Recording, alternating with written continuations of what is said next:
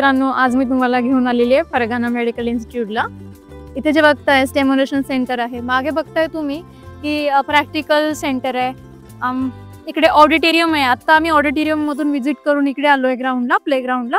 आणि प्लेग्राऊंड मधलं तुम्ही वातावरण बघताय किती रम्यमय आणि एकदम प्रशस्त वाटतंय इथे. असं अगदी म्हणजे इथेच बसून राहावं असं इथे सुंदर वातावरण आहे.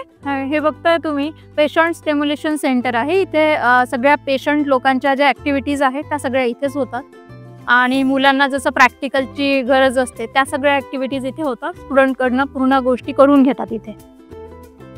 हॅलो गाईज, आज मी फरगाना मेडिकल युनिव्हर्सिटी जी आहे त्यांच्या हॉस्टेलला आलेली आहे. तर ही जी आहे ही आमच्या नागपूरची मुलगी आहे. तर मी हिच्याशी काही माझे क्वेश्चन्स आहेत ते क्लिअर करणार. हाय, तुझं नाव? हाय, माझं नाव इशिका ढोबले आहे आणि मी नागपूरची आहे. ओके, तुझा इथला एक्सपिरियन्स कसा आहे? ओव्हरऑल माझा इथला एक्सपिरियन्स खूप जास्त छान झालेला आहे. इथे हॉस्टेल्स, मेस, टीचर्स, फॅकल्टीज आणि बाकी सगळं माझे विनमेच आहे. अच्छा, एका रूम मध्ये तुम्ही किती मुली असता इथे? एका रूम मध्ये मी तिघी आहोत. आणि ओव्हरऑल बाकीचं जे एन्व्हायरमेंट वगैरे आहे एकदम सेफ अँड सिक्युअर आहे मुलींसाठी. अच्छा, बाकी फॅकल्टीज एकदम बेस्ट आहे. आणि खाण्याचं काही प्रॉब्लेम नाही जात इथे. हॉस्टेलचं आता तुम्ही बघतच आहे, आता मागच आहे.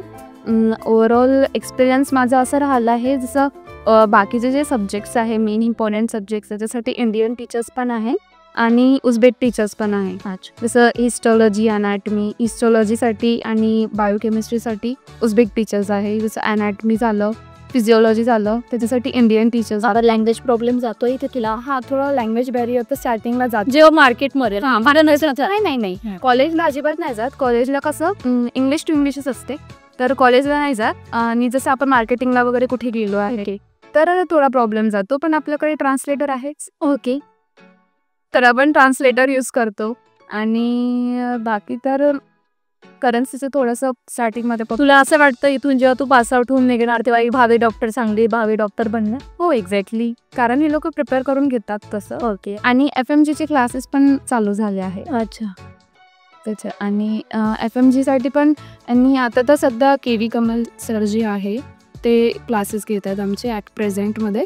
मला वाटते 10 दिवसाचा यांचा पहिले एक्सपिरियन्ससाठी यांनी बोलवलेला आहे. आणि त्याच्यानंतर मग बघू आता काय आहे. इंडियापेक्षा काय इथे वेगळं आहे का? लँग्वेज सोडलं तर अजून काही तुला वाटतंय का?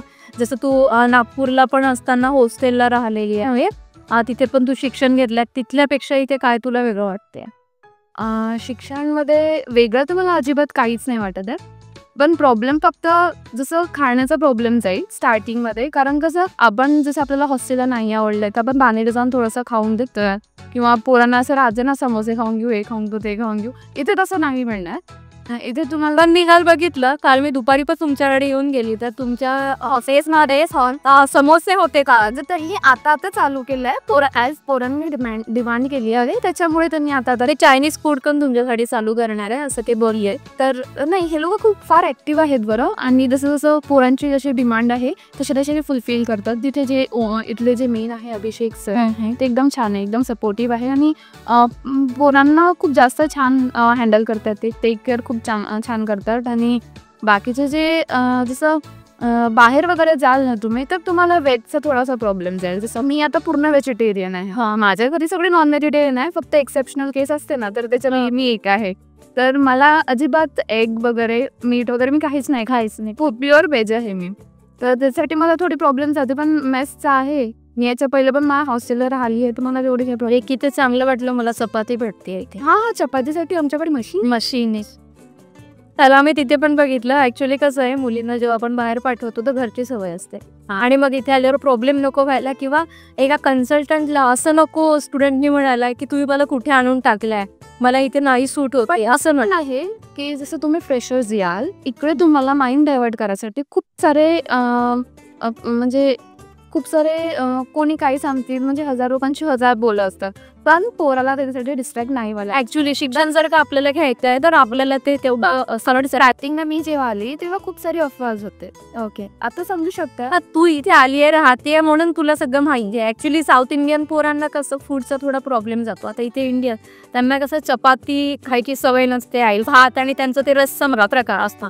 इथे इंडियन फूड भेटते ना, साऊथ इंडियन पण नाही भेटत आहे प्रॉपर प्रॉपर इंडियाच्यामुळे त्या पोरांना. आणि इथे सगळ्यात जास्त येणारा मॉब जो आहे ना तो मला साऊथचा दिसतोय, कर्नाटका साऊथचा. हा साऊथ आहे ना. आता कसं आपण POPचे पण स्टुडंट आहेत, बट साऊथचा जास्ती मॉब साऊथचं जास्त आहे ना. जसं आता नागपूरपासून दिल्लीपासून जर का इथे यायचं दाशवंडला तर 3 तासाचा रन आहे एक्झॅक्टली. आणि 3 तर पॅरेंट्स पण इझिली इथे येऊ शकतात असं मला वाटतं. हा येऊ शकतात कारण रशियाला वगैरे जायला आपल्याला 6 घंटे हज लागतोच, पण इथे तसं नाही आहे, येऊ शकतात.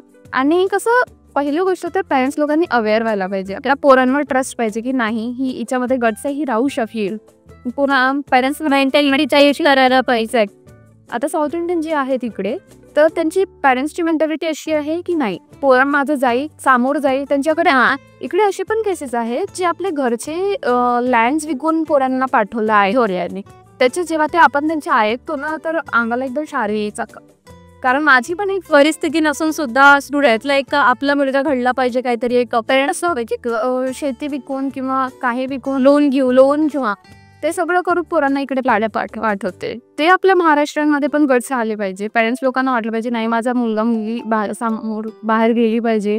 आणि एकदम क्लायमेट वगैरे एकदम कन्व्हिनियंट आहे, थोडासा अडॅप्ट करायला स्टार्टिंगमध्ये त्रास होतो, पण आपल्याकडे हिटर्स आहेत. त्याच्या थोडं बाहेर निघाल्यावरच आहे. बाकी तर क्लासरूम्स मध्ये तुमच्या मला हिटर्स दिसले, क्लासमध्ये हिटर्स आहे ना, आणि हॉस्टेलमध्ये हिटर आहे, सगळीकडे हिटर्स वगैरे सगळ्या गोष्टी. बाकी थँक्यू, छान वाटलं बिजित मला.